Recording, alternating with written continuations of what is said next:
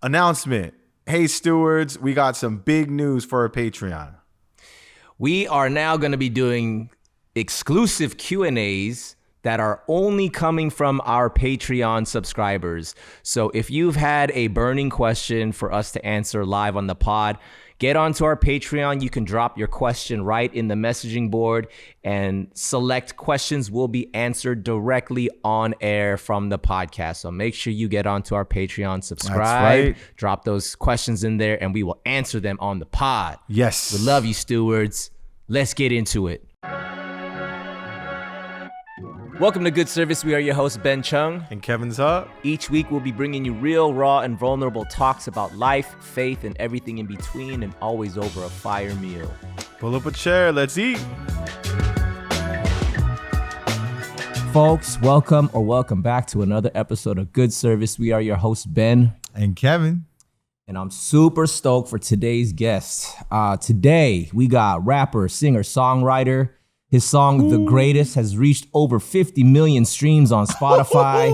In 2015, his album, The Rise, hit the Billboard Top 200. Wow. He's an entrepreneur, and you can currently catch him on tour to a city near you. Hey. We got Father and Husband. We got Bloomington, Illinois' illest. We got Futuristic in the pod. Hey. Yeah. What's up, bro?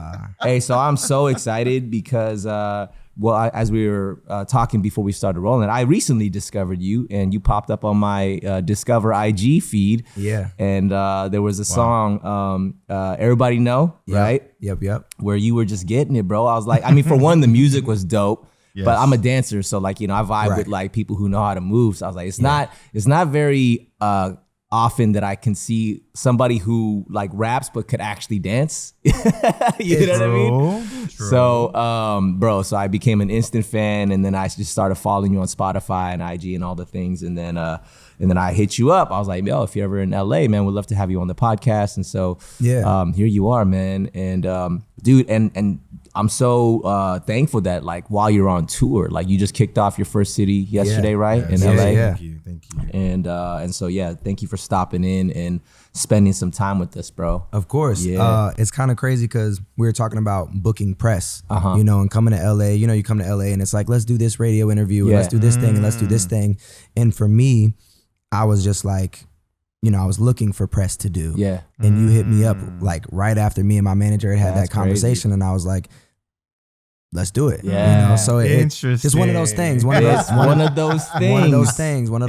And meant to be. It's very meant to be, bro. It's very meant to be. Gotta be doing things like that. So before we get into the convos, man, so we got today's meal is from George's Greek Grill in Los Angeles, California.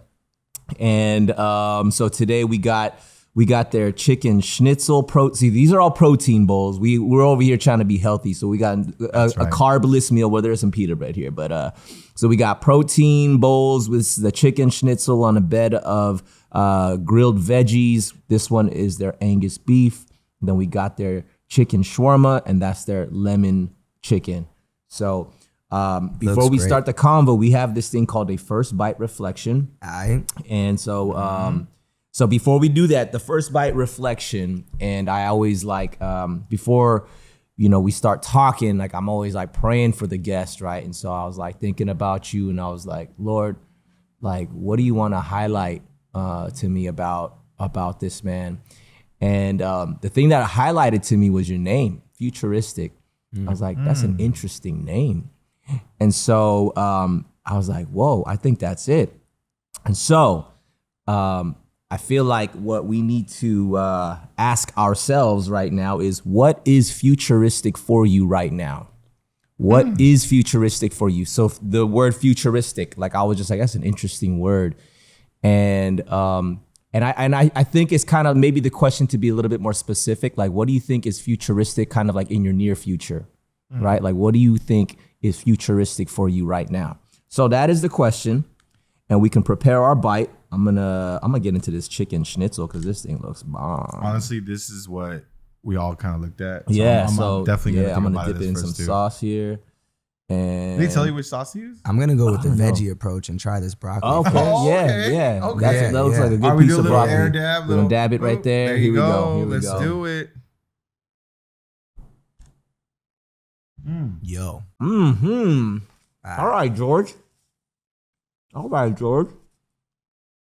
This is good. That Do we do chicken a schnitzel. reflection on the second bite? When we I mean, you can. You can take another bite.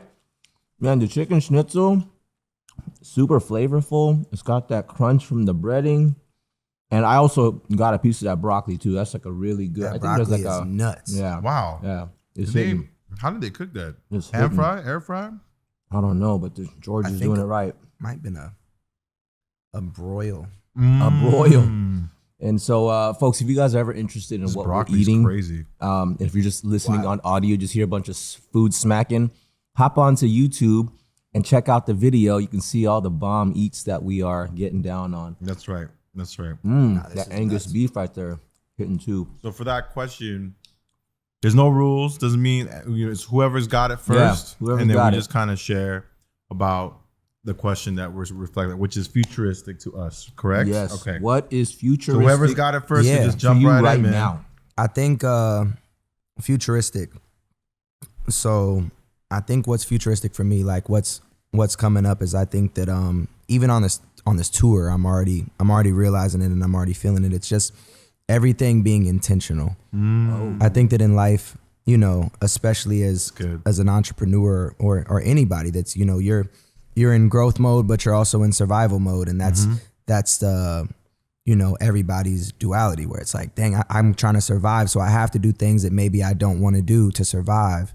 But on the other hand, it's like, I want to be the best version of me and I want to grow and I want to be doing things that I love. And I think that intention is like the key word to all of that, of just being like intentional with every single thing that you do. That's good. And I think that's something that I've always fought is like, go get this bag or be intentional. You know, like That's maybe you good. don't need that bag because it doesn't fit where you are right now. So I think that something that I in the near future is really just turning down things that don't align with who I am. So yeah, just having intent with every single thing you do, every conversation, everything you consume, everything that you do. I think moving with intent is probably the main thing. That's good. Yeah, That's That good. is very good. Man, I gotta jump in because so I took actually before the show, because you know behind the scenes our audience doesn't get to see this, but we took like a month-long break, but we actually never stopped releasing footage. Okay. So people don't know, but I just got back from vacation, but in that vacation, at least about 2 to 3 weeks of it, I took a lot of intentional time to just reflect. Yeah. And usually, especially actually in the recent season, these last 2 years, I've been hyper focused on the present. But what's so weird, again, it's not coincidence. It's intentionally done.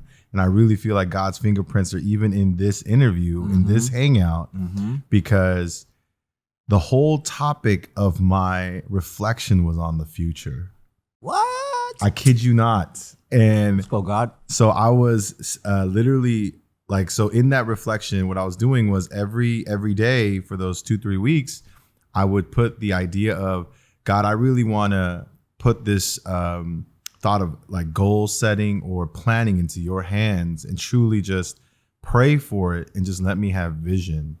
And I was praying for that. And I thought that usually like you would imagine like God just sets you a plan or like he highlights certain things or creates like somewhat of a goal for you. That's what I thought was going to happen. I was like, oh, here we go. Here's the vision, you know, and I was getting all pumped. But that's not what happened. What happened instead was he just gave me a list of names. And I was like, okay. And I was confused. Yeah, I had that saying. I was like, what? Yeah, Like, what? I'm Like thinking about people's the names? future, people's names. Okay. And so I was like thinking about the future, and these names just kept popping up, people in my life. Some of them in the outskirts, some of them in the tighter core, but they were just kind of highlighted. So I just sat there and just started writing names for a few days. And I just allowed that to kind of just come out naturally. And as the names were there, it started to reveal that God was telling me in this season, I'm supposed to serve these people. Oh, okay. And so That's dope. I was like, okay, like I hear you loud and clear. This is my mission right now, is to serve these people. I don't know what that means or what that looks like today, but more will be revealed. And so I think it's very intentional and timely that Futuristic is our guest. And you can't plan stuff like this, bro. Seriously. You don't plan stuff like this. And we're talking about the future today, which is like nuts, dude, because that's all I've been doing. Yeah, crazy. Man, that's wild. Yeah. That is wild. I love that. I find, I mean, we realize that so much of what we do, and I hate it when people are like, oh man, what a coincidence. You know what I mean? It's like, I don't think there are coincidences. You know what I mean? I think it's just aligning with what God is doing. And when you can kind of get on God's wavelength, and when you start vibing with what God is doing and listening to what God is saying, and like paying attention to those things that get highlighted for you. So I will say, like, I definitely vibe with what you were saying as far as doing the things only that align with your purpose, right? As you were talking about, do I go get this bag because it's easy and I could use it? I got a family. You can come up with every single reason as to why that's a smart move to make. And it's definitely not a bad thing to do that. But then it's like something in your spirit will like signify whether that's like, that's a good one, or that's something to do. And then there's sometimes where you're just like, something is a little off with that. And I think that's like a faith thing, right? There's so many times in scripture where someone will have a desire to go do something, and then something in their spirit just doesn't sit right? For instance, like, was it Jonah, right? Jonah was called to go to Nineveh, and he's like, nope, I'm gonna go somewhere else, and then gets swallowed by a whale. Not to say that every single time you disobey God that you're gonna get swallowed by a whale, but when you know that that's an extreme. Yeah, right. It's an extreme. It's an extreme, but I think there's something to that, right? Where we have to really examine, and I think when I say it's a faith thing, is like, do you really have faith that even if I don't take this opportunity, will I still be okay? Well, does God really got me like that? Right. Like, or do I have to be like, well, like, nah, this is probably the one opportunity. Like, I don't know. Like, even if I don't feel right about it, this is the one that I got to take because it's here. And we can't be so. It never works. Right. Yeah. It literally never works. Anytime I've had whatever you want to call it. Yeah. So, I mean, most people would refer, I guess people that, however you want to say, most people would say that's a gut feeling, or it's an it's an intuition. Sure. Would you refer the same way? I've heard that many times. A gut feeling and intuition. Anytime I've had a gut feeling and I've went against it, you wish you would have followed your gut. Yeah. And it can go both ways. But yeah, like I'll say, for example, one time this is 2011. 2011, I got booked to open up for Nipsey Hussle. And my music is not, I would just say it's not as urban as Nipsey Hussle's music is. And just had a feeling. It's like, and this was right before sound check. Okay. And I was like, I'm not doing this show. Whoa. I don't feel right. Something don't feel right. Whoa. Didn't do the show, called the promoter. He blacked on me. He's like, you'll never perform in this venue again. You'll never perform on any of my shows. You won't perform. If this is how you conduct business, you're not going to make it. All this stuff. Didn't do the show. I was like, all right. Show gets shot up. Venue gets shut down. Wow. All of that. And it was like, had a feeling. I remember sitting with my cousin and just being like, I don't think I should do this show, bro. Something don't feel right. Wow. And then that happens at the show. That's crazy. Wow. So, and then, I've had shows where I'm like, once again, it's a bag. And it's like, okay, cool. I'm getting booked in this place. The promoter's kind of off. It's kind of bad. I don't know. But it's good pay. Let me just take it. And then you get there and it's just like terrible experience, terrible time. And you're like, I should not have done this. So, and that goes inside and outside of music business. It's just, working with people, linking with people, or just entertaining somebody's energy where you're like, okay, well, this could be an opportunity one day, but it's like, this person is not meant to be in my life. Wow. You know, so anytime that I've gone that route and just been like, okay, well, let me just thug it out and see what happens, and let me disregard this feeling because maybe there's a big bag on the other side. Right. It's never worth it. Dude, wow. Never good. worth it. Like, that's good. You that's know, as you're saying that, you know, if we truly believe in a God that is good and God is always protecting us, right? And we don't even know what he's protecting us from. We're just like, I don't know. My gut, my quote unquote gut is saying, don't do this. Or my gut is saying, go do this instead. And, you know, when we put language to that, that is, you know, different framework was like, well, it's not, I call it my gut, but I'll just say, what if it's my spirit, right? Like my spirit in me is saying, this might not be for you. And like God is always protecting. So, you know, in that moment, you probably, when you, that Nipsey show, I don't know, maybe you do, but like you probably weren't really sure why. You're like, just something feels off. And then, you know, after that, you're like, holy crap, like place got shot up. Like God really protected me from that. And so, you know, as you're saying all this, like talking about futuristic, like you see this in hindsight, like you go backwards in time. Right. And you're like, wow, like I was protected. Yeah. You know what I mean? So, I mean, I love Back to the Future, man. That is my favorite trilogy of all time. I am obsessed with time travel for some reason. So the concept of like the past and the future and how something that how they connect and had something been slightly done differently then would affect how the rest of the course of the future even, you know, kind of falls out. One small thing. Yeah. So I'm so fascinated by that. And so 2011 to now 2024. That's crazy. Yeah. It's a long time. Yeah. So you've been in the game for a minute. You say you've been rapping since you were 5. Yeah. How did that even start? Happen, man? How does a 5-year-old get, you know? Yeah, I'm part of a big spread out family. And everybody does music. Nice. So I grew up with my dad. He's a DJ still. I feel like I've been saying he's 62 for like the last 5 years. He just stays 62. I think he's 64 or 5. My man's is getting up there. But he still plays in a band. He still DJs. He still does weddings. And so I grew up with that in my house, you know, whereas like the basement, I living in Illinois, everybody got basements. So, you know, the basement was the jam session, the rehearsal. And so early on, it's like I had a mic in my hand and I'm just... you know, rapping, I'm singing, I'm doing all those things. And I have, I'm one of 9. So. One of 9 kids? Yo. Yeah. That is a family, bro. Yeah, so, but it's interesting because, you know, my dad did his thing. So it's like it's funny. So my mom's white, my dad's black. So I have an older brother who he's like a 6'2" bald white guy.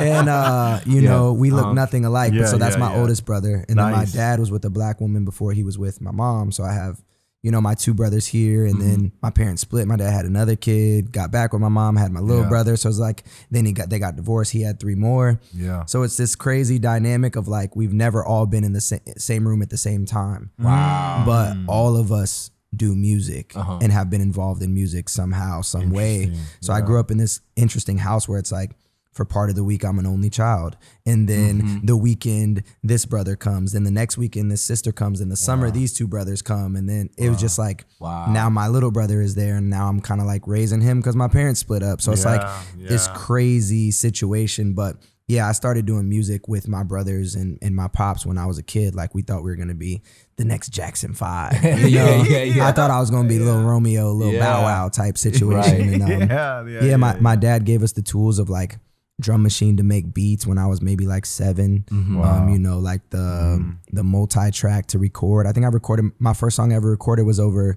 PYT by Michael Jackson.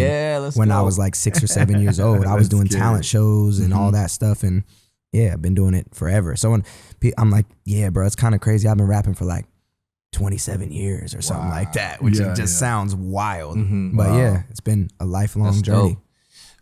Speaking of journey, like, you know, I was just before we started rolling, we're talking a little bit about, you know, faith journey and you know, where we're at with like, you know, currently with our relationship with God. And like, again, bro, like this is why we do this show is to just be authentic. It's just like where are you at right now? There's been plenty of times where I'd get on an episode, I'm like, man, I don't even think I should be on this mic right now. Because like I don't feel like There's actually something you specifically said when we were sharing that just caught my attention.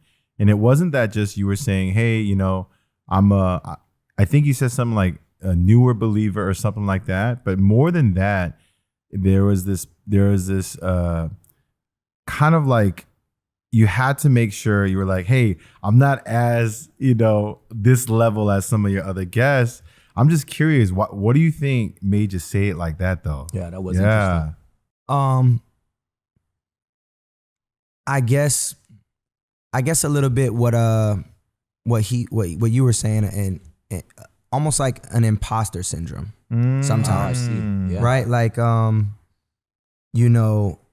believe in manifesting, and I believe in if you want to be somewhere, you have to manifest it, and you have to, once again, moving with intent. It's like you have to take steps in that direction. So when you hit me, I'm like, cool, I want to go do this, but it's like a part of me is like, will I be, will you be judged? Will people think that you're trying to do this for a gain or like a lane switch? I see. Yeah. Because being in the music business, there's so many different lanes you can be in. Right. And you're publicly growing in front of people, and you never want to use something as a gimmick. You never want to use something as like, I'm trying to lane switch to financially gain off of this lane, especially when you're talking about faith and you're talking about God and religion or whatever it may be. Like, that's the last thing that I want people to look at me and be like, oh, well, he's doing this for a financial gain or something like that. It's like, nah, my whole life to go to the journey, like growing up, my parents didn't go to church. Nobody in my family went to church but me. Oh, as a kid, I would go with my neighbors. Wow. And this is kindergarten to second grade. I lived in this cul-de-sac. My neighbors went to church. I just liked the girl. Yeah. The girl was at church, so therefore you like church. Yeah, I liked the girl. Yeah. And I was friends with her brother. Okay. And so, and I liked, once again, my home was split. I liked their family. So when I went to their house, I was like, this feels warm. It feels good. This feels like something that like, I don't have this. Right. I have a great family, but I don't have this. And it just, I'm talking about kindergarten. These were the feelings that I'm like kind of experiencing. Yeah. So I started going to church, and then I went to church and I felt more of that feeling. And so that was like the beginning of my journey. And I remember I wanted so bad to get baptized. How old were you? Second grade, third grade. Okay. Wow. And then we moved. So we moved, and they would pick me up across town and still take me to that church. Yeah. Then they got divorced. And that was like crazy, insane to me, because it's like, you guys were my role models of a family. So for you guys to be divorced, and then I saw the kids go through it. And then I saw them kind of like, I heard some of the dirt and things that happened, and I was just like, not you. Yeah. Like, you were the one who was helping me see that and like warm me up. Yeah. And dang, crazy. So then from that, I had a babysitter at times. This is all in the same time, kindergarten, first grade, second grade. Yeah. I had a babysitter, and she went to a Catholic church. So I'm going to this Baptist church, then I go to this Catholic church, and like, it was completely different. And it felt, the Catholic church didn't feel warm. And I'm just talking about this one specific one that I went to. Sure. Yeah. It didn't feel warm. It didn't feel good. And it felt the opposite. Right. And so that was like a conflicting thing, right? So then that's when I started questioning like, how can these people be like this and these people be like this? And like, how can they both be right? They both believe that they're right, but they're both kind of saying and doing different things. Yep. Right. Then when my parents split again, my mom, for the first time, really dove into her faith and became a Jehovah's Witness out of nowhere. And somebody very, very close to us so this, you know, she becomes a Jehovah's Witness, and that's like another crazy shock and another question of like, so wait, there isn't like this heaven up there that everybody talks about, like it's actually here, but like we don't do Christmas and birthdays and this thing and that thing no more. And as a kid, you're like, what? I'm not signing up for this one. No Christmas. But my mom had this really cool like happiness and like peace and I guess like want for personal growth that I don't think I had ever really seen before. Wow. So then I'm in. Cool, let's do it. I'm in. So they would have Bible studies at the house, and they would have Bible studies at the neighbor's house, and the neighbor's son ended up, you know, molesting somebody that I was close with. Yeah. And nobody did anything about it. Wow. And it just kind of like, that was kind of like the end for me. Wow. And so this was like 5th grade, maybe that happened, 6th grade, 5th grade, 6th grade. That's a lot, man. And so this is 5th grade, 6th grade. So I'm done with church. I'm done with religion. I kind of like, you know, just don't believe in it at all. Cause I'm like, every situation I've encountered has been like, it almost felt like manipulation looking back at it. Where it's like, I got manipulated into feeling this warm, great feeling. I got manipulated into believing in these humans. I watched my mom be a different person and then have it stripped away from her to where now she don't believe either. And it's worse than it was before. And then, you know, as life goes on, I was kind of saying it before, for some reason, I always got, I guess it started with a girl, right? It started with a girl. Why I started going to church. My girlfriend in 8th grade, same situation. Her family huge into church, always went to church. And she was always like, come to church with me, come to church with me, come to church with me. I never went. I never would go. But then even that, like I saw, dang, your whole family's so big into church, but like just seeing how they're kind of doing certain things and talking and treating each other, it's like, is this like a front for Sundays or like what's really going on? And then she did me super dirty. So I'm like, no, you know, like why is it that every single person that, you know, brings me into faith and brings me into religion, acts the complete opposite at some point. But then, it just kept going and going. And it was just like, every time I would meet a girl, it was like, that I was like, you know, I like wholesome girls. And so it just ended up that every girl I dated, that was kind of the scenario.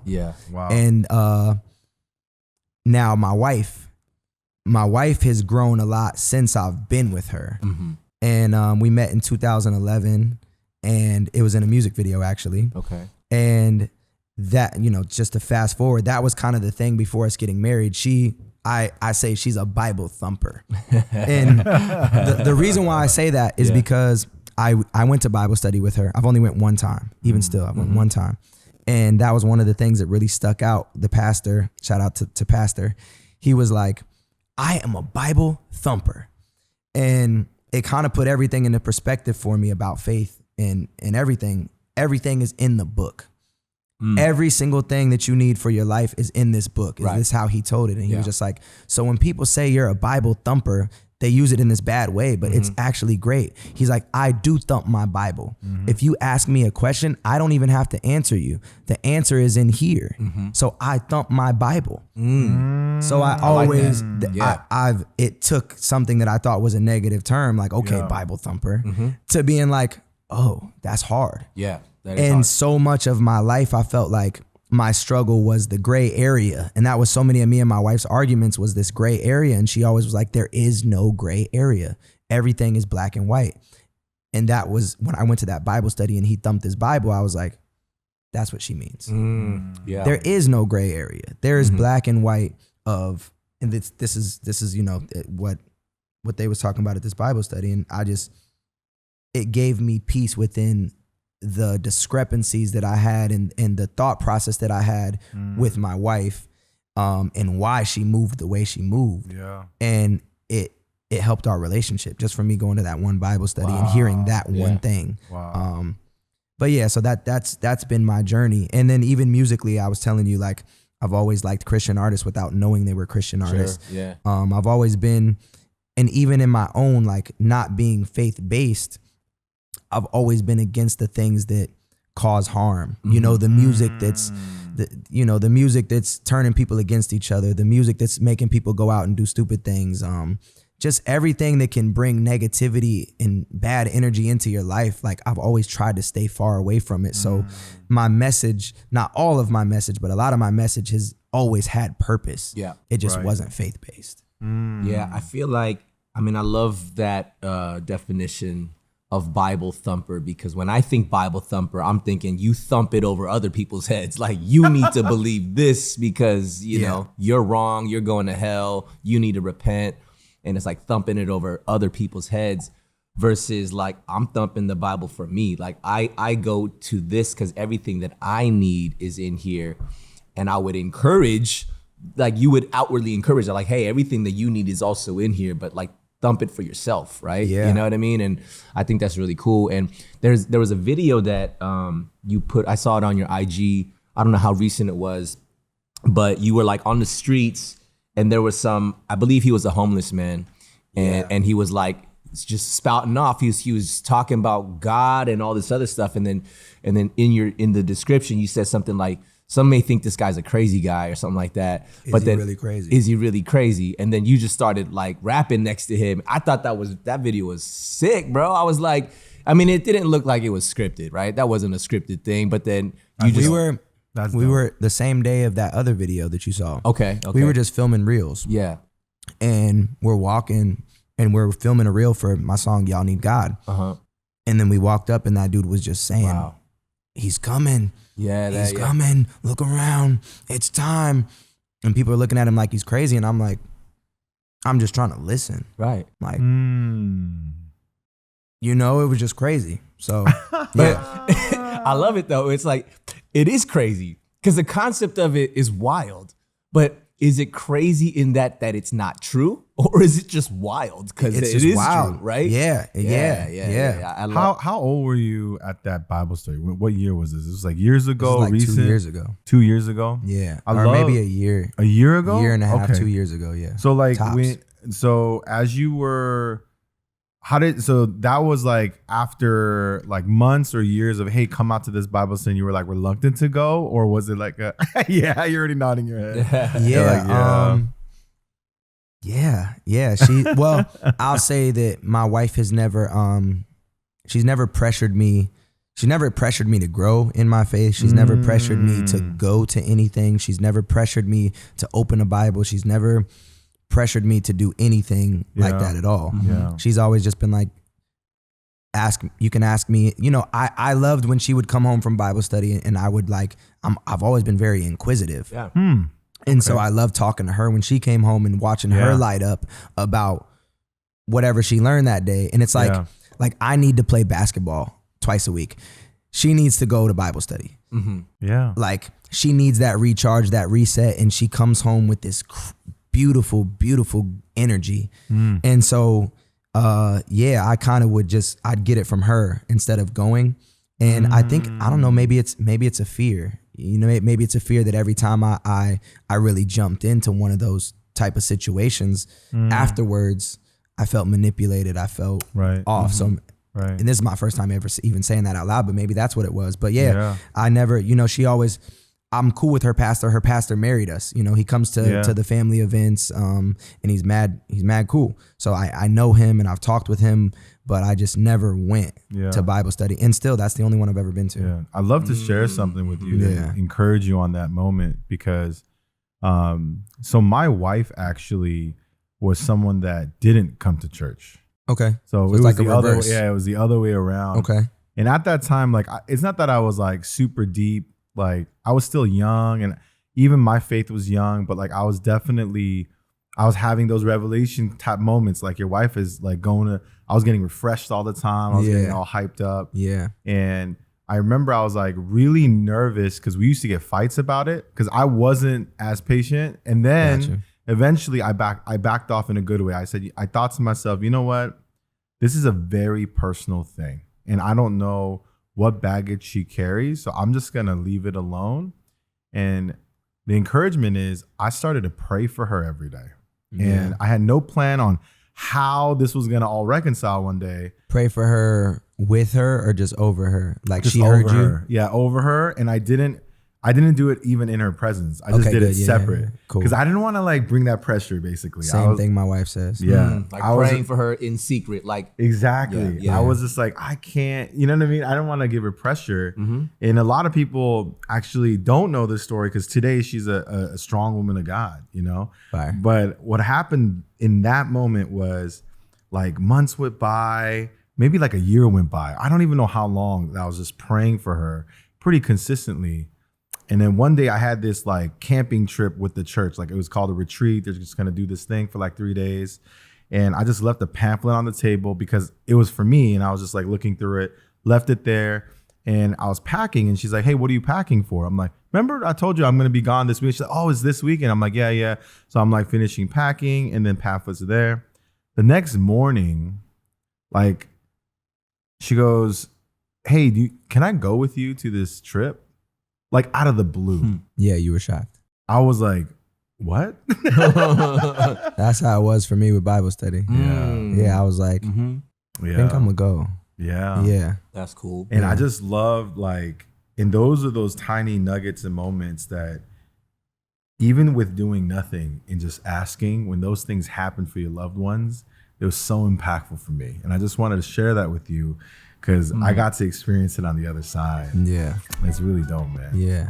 Really dope.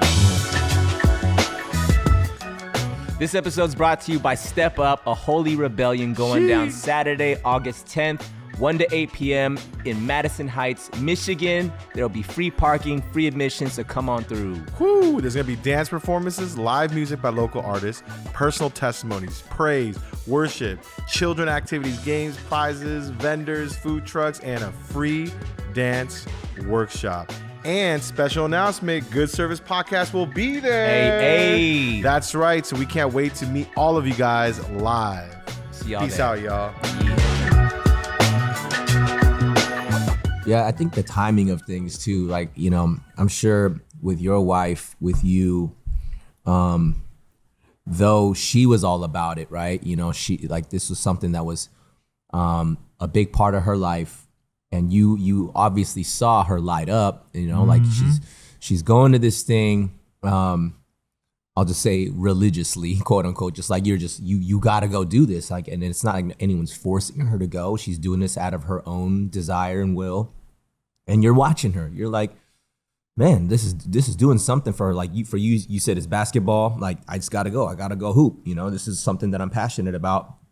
But then I'm sure you're seeing this transformation in her life. And what's dope about watching somebody go through a transformation, you have to see it like over an extended period of time, right? It's not like you went a few times and then, oh, like my life's changed. You know what I mean? It's just like you slowly see like, yo, this person's really about this life.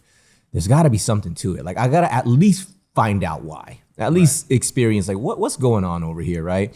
And as you were even saying, like you're an inquisitive person, so you're asking her these questions and I'm sure she's answering them in a very patient kind of way.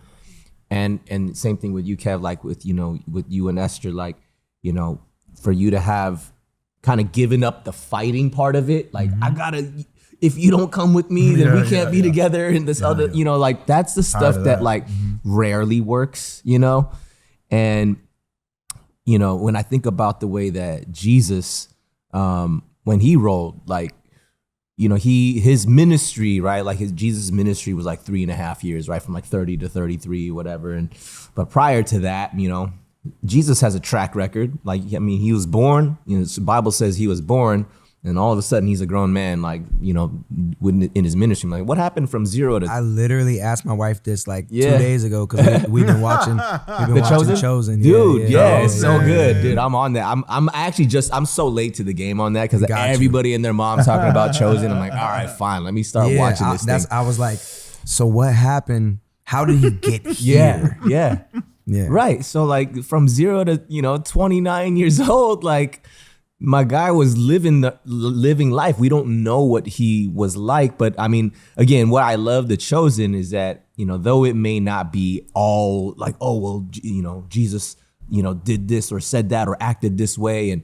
But it's kind of like, it's safe to assume it's kind of like humanizing the the situation. Like, you know, when we read, at least for me, when I read the Bible and I'm like reading about Jesus' life, I get this image of like this holy, godlike man, you know, probably looked different from everyone else, probably just was glowing and floating around everywhere. Right. Versus just some guy like you and me Right. who looked normal and was so questioned. Right.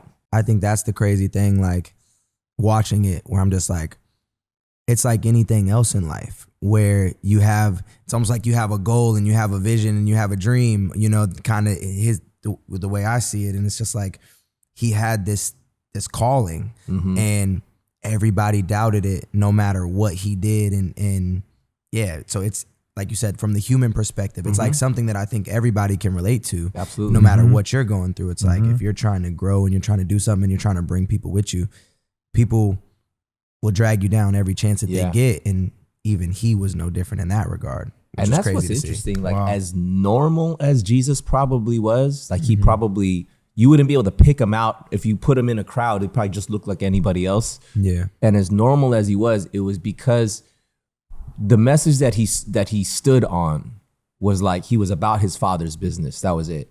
And he did it in a way where it was uncompromising, yet it was tactful. It was patient. He didn't thump anything over anyone's head, like, believe in me, I'm the Son of God. He could have. I mean, it's God. He legit could do anything, and especially when it's true. But he never did that.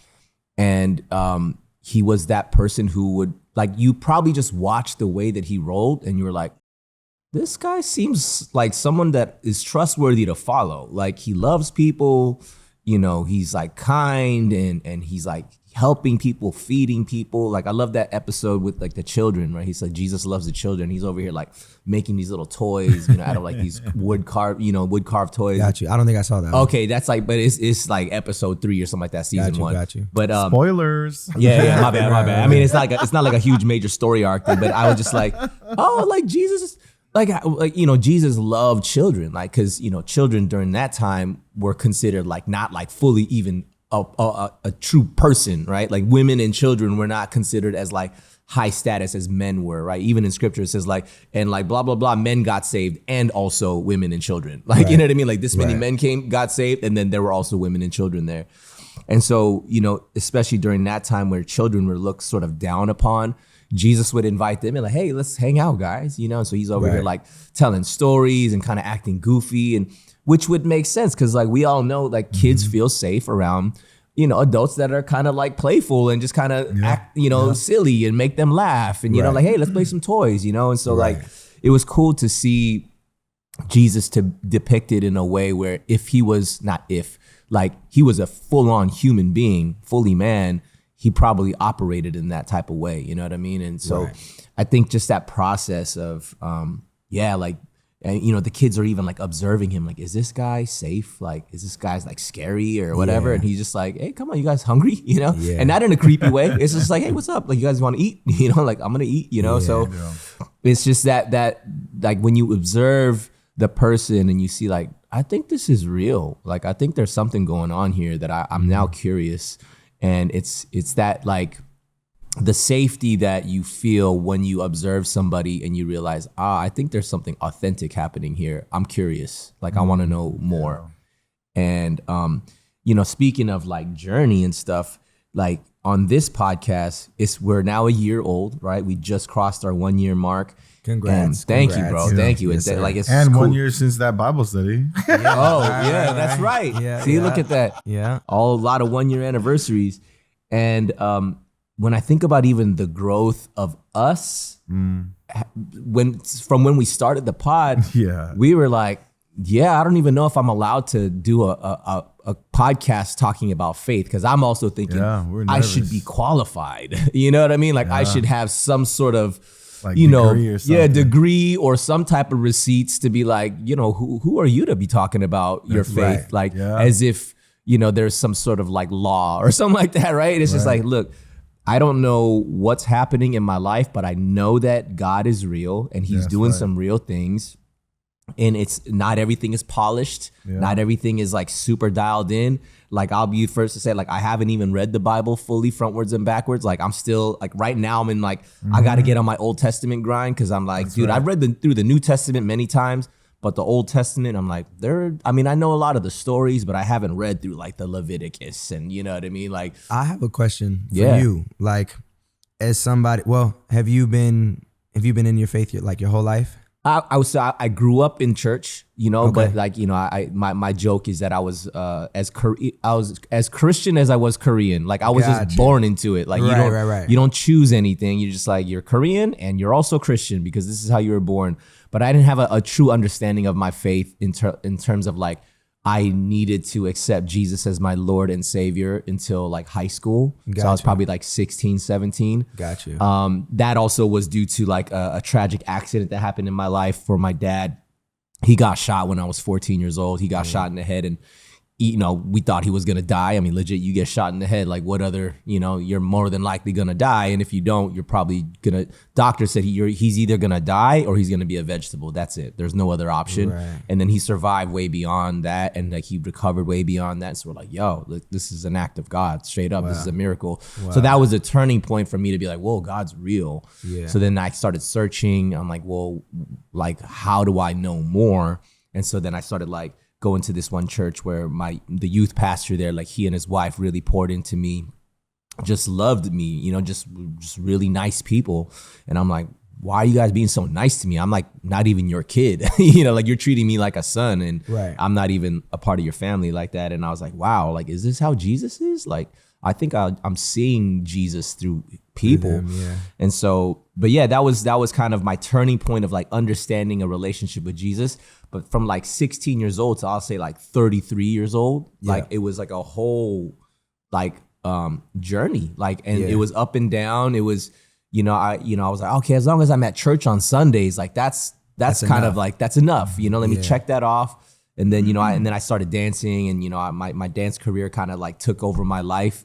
And that was where like, that sort of lukewarm Christianity started, where I was like, I'm gonna go to church on Sundays, but I'm gonna go do my thing every other day, and then I'm still gonna wear the Christian label on myself because I'm like, oh yeah, I got saved, I got baptized, Right. But I guess what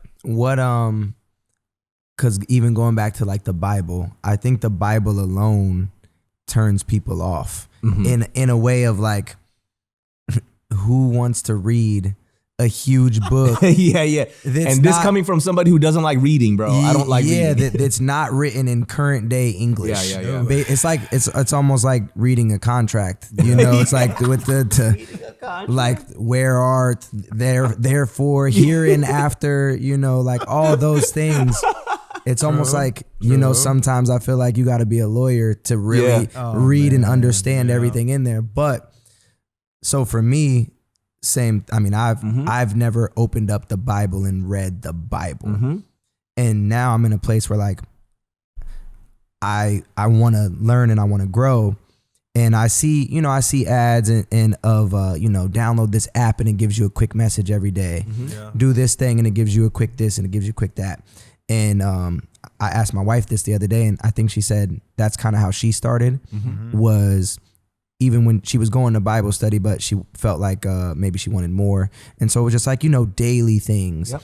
And I read a couple books that are like daily books, whether it be like devotionals and things like that. Yeah, it's just like one message a day, I think the one I'm reading right now, A Breath of Fresh Air is one of them. Okay. And it's not all about faith, but it's, at the end it gives you a little scripture every day.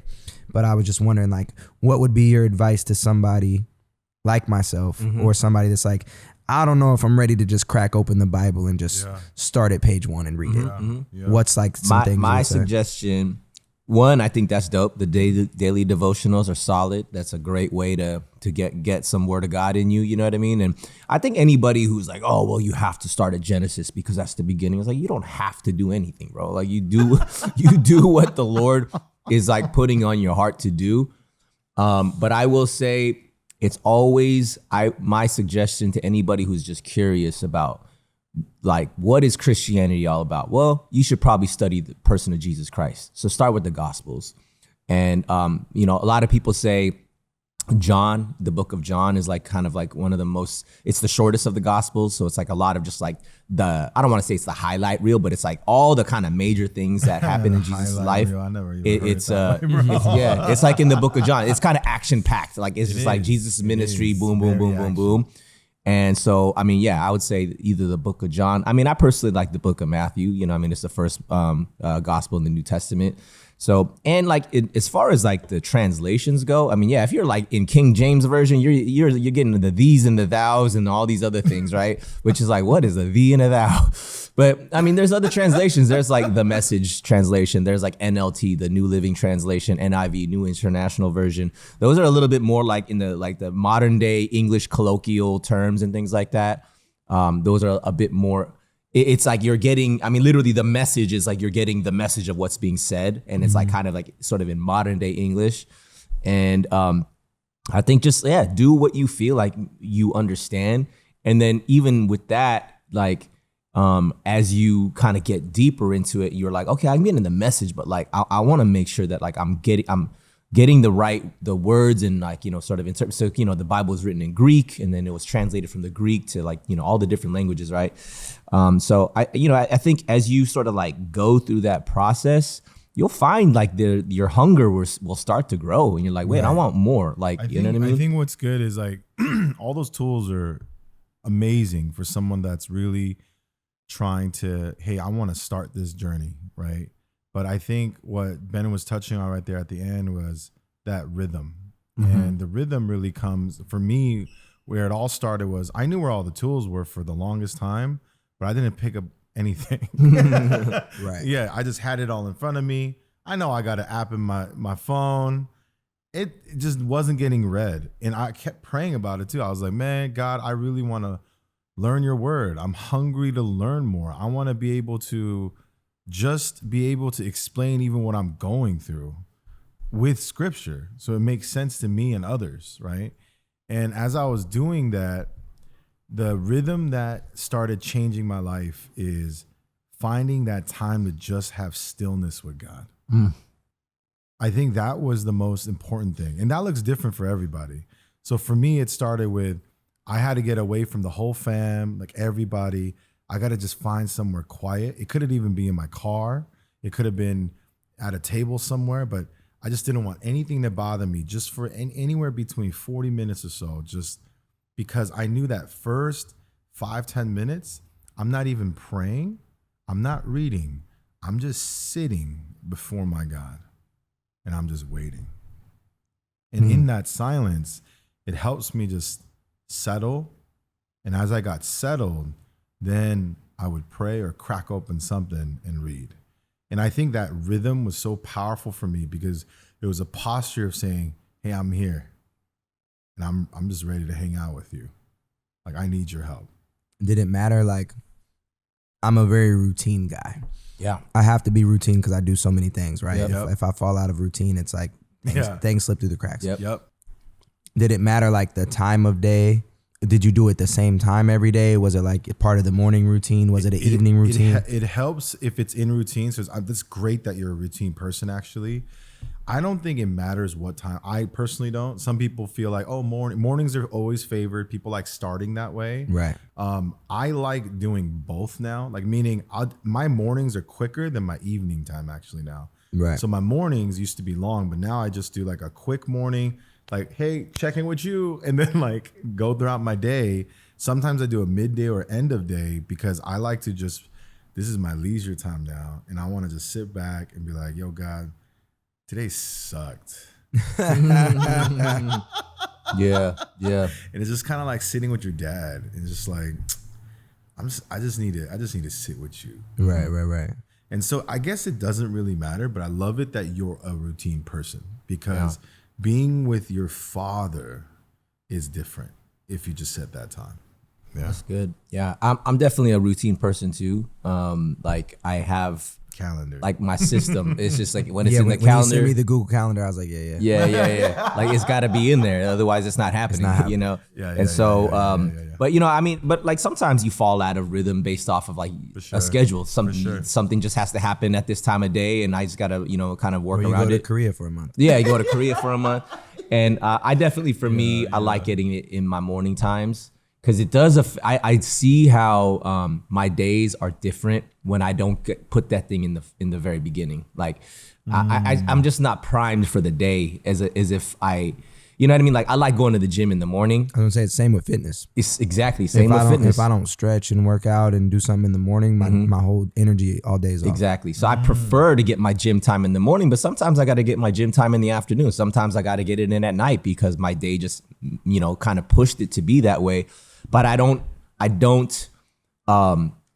allow myself to not get it in though. So like even if I can't get like my full on 30 minutes to an hour of Jesus time, whether that's in the word and praying or whatever, if I can't get that in the morning, I'll get it in at some point in my day. Like I won't let a day go by when I don't do that, because when I do, just like fitness, right? When you're not in the gym, you're just thrown off. Your energy's different, your mentality's different, because you just didn't feed your body in that way that you're supposed to give it health. I think the same way spiritually, like that spiritual fitness is a real thing, right? Like I didn't get my time in with the Lord. I feel weaker today. I feel a bit unhealthy in that way. My thoughts are unhealthier than, if I had known like, all right, Lord, like my day is yours, like everything, all my thoughts are yours today, just take over. When I put myself in that sort of submission to the Lord, then like when things happen in my day, I get a ticket, someone cuts me off, I'm just like, response is way different. Yeah, I'm like, it's not that serious. You know what I mean? Like, but if I don't, then it's like, oh my gosh, the world is ending now because I got a freaking parking ticket, you know? And you just see things through different perspective. And so, I think routine is good if you can get it in at the same time and you just like time block it in that way, more power to you. But even if something kind of slips out of order, make sure you get it in at some point, because it makes a world of a difference. For sure. As I was listening to this, I was like, man, they should have like online spiritual fitness classes. I bet you they do. I'm sure. I bet you they do. You know what I'm saying? There's a bunch. Like someone listening to this right now is gonna comment is like, that's me. I do that. Oh, nice. Yeah. That's funny. That's funny. But bro, man. So you're on tour right now, right? You just kicked it off. And this episode will come out in a couple weeks. I think you'll still be on tour by the time this episode drops. But bro, like what are some of what was the kind of the inspiration? Like do you tour often, or is this kind of like once in a blue moon type of thing, or like? So yeah, I've been doing this for a long time. So my first tour ever was 2012. Okay. So I've been doing it a hot minute. And back in the day, I was touring like, I don't want to exaggerate, but probably like between 150, 200 days out the year. Wow. Touring nonstop. Yeah. And that was from like 2012 till 2018. Okay. And then in 2000, there's a lot to it. So basically, like I said, I've been rapping since I was 5. Yeah. So my goal was, I want to make this much money. I want to, hit these landmarks. And in 2016, I kind of hit, I guess what I felt was like the pinnacle. Yeah. And it was weird. I remember I had a world tour, headline world tour, sold out most of the shows, did Europe, Australia, 33 shows in the US, 17 in Europe, 5 in Australia. Most of them sold out. Dude. Okay. And I just remember the last show of the tour, I was just laying on stage and I was just like, I did it, but I kind of feel done. Wow. And this is 2016. Yeah. Wow. And I felt like I hadn't lived. Like I grew up with this goal, and like my pops was a major penny pincher. So every dollar that I ever made, I never spent it. It all went into the music. I had never had a vacation. I never did anything outside of just like the grind. My mind never turned off from how do I get there? How do I get there? How do I get there? So then when I finally got there, I was like, all right, now what? Yeah. And so I think my growth kind of started there, not even just in faith, just as like, cool, how do I be a better person? How do I be more fulfilled? How do I travel and see more things? So like I spent 2017, I always say like my life was like The Bachelor kind of. I was just traveling the world and it's like I was dating this girl who her dad was actually a pastor before my wife. And it was like, first date is in Cabo, next date is in Hawaii, next date is a Disney cruise. And it's just He like, set the standard way Bro, too high on that bar one. is way too high. yeah. But I was just trying to live life, and I was trying to grow. But long story short, I kind of took from 2017 all the way until like 2017, 2018, all the way until recently, just focusing on other things. So like started a clothing clothing line. Nice. They got in Zoomies and everything else. Sick. Yeah, it was in 150 different Zoomie stores. Nice. Opened up a film studio in Arizona, opened up a music education space, started managing other artists, got into real estate. Wow. I still was making music this whole time, but it was never my focus. I was just doing it to do it. I see. And so I wasn't really touring that much. And then growing as a person, right? I got serious with my wife and got married, had a kid, had another kid, got a kid on the way. And so it just felt like music and touring was kind of like done for me. As far as like trying to reach new heights or trying to do anything, like trying to blow up again or anything like that, it wasn't the focus. Then I sat down, it would have been last August, so like a year ago, and watched this documentary called The Blue Zones. Okay. Have you guys seen that? Is that about the food? Is it in like a city, right? That's it's like a blue zone city where like people live to be like 100 or something. Yeah. So there's a documentary about the blue zones, and it's these 8 places around the world where the life expectancy is way higher and more people live to be 100 than anywhere else in the world. And there's one out here. I think Loma Linda is one of them. Yeah. And What? Yeah, Loma Linda is a blue zone. and so you saw it? I did. Okay, and so the first episode, so my new album is called Ikigai. Yes, I love and Ikigai, it's bro. my first album that's clean, no curse words. It's my first album that has no features on it. And that documentary, the thing that helped people live to be 100 years old was obviously the food and diet that they had, which isn't what you would necessarily even expect. It's like there is carbs in their diet. There's veggies. One thing that was common was they all were almost vegetarian. They only ate meat like one day out the week or 2 days. Most of their diet was actually like rice and veggies, and that was everywhere. They drank a little bit of wine, but they weren't excessive alcoholics. They all had some sort of strong faith in their communities, and they all had very strong community. And then they all had a sense of purpose, and they didn't retire. So all the people that they highlight, like there was this dude in Costa Rica, I couldn't believe it. He was like 111 or something crazy. And he's like riding on a horse and going down and having a beer and at 111? And it was, but bro, he looks like 69, 70 years old. Like bro. He trying to get into that blue zone status, bro. Yeah, so the album is called Ikigai because the first spot they went to was in Japan, and they're like, their sense of purpose is their Ikigai. Wow. And it's just, your Ikigai is basically like this Venn diagram of what can you do that fills your cup up every day that also can help fill up other people's cup, and give back to the world. You can financially gain on it. That is a thing, to survive, and it kind of fills that, and you can do it forever. Bro. And your Ikigai can change and grow and evolve as you do, but like these people never retired.